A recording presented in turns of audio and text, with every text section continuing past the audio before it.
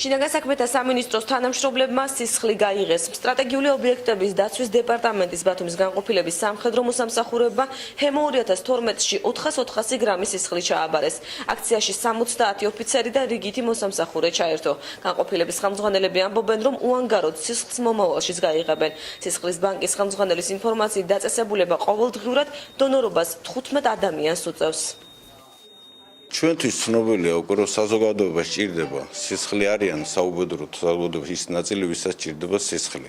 ჩვენ გვყავს დანაყოფი შინაგან საქმეთა სამინისტროს სტრატეგიული ობიექტების დაცვის დეპარტამენტში, რომელმაც გამოთქვეს სურვილი რომ გაიღოს სისხლი. ჩვენ ვაპირებთ მომავალში ესეთი აქციების გაგრძელებას და მე შემიძლია უფრო მეტიც გითხრათ რომ ჩვენ ფოთში გვყავს დანაყოფი, სადაც მიმდინარეობს ნაბრძოლების მუშაობა და ალბათ რამოდენიმე დღეში იქაც გავიმგზავრებით. სისხლის ბანკის შესავსებად პერიოდულად აუცილებელია ყოველდღიურად ჩვენგან მოიხმარება დაახლოებით 15 ერთეული სისხლი.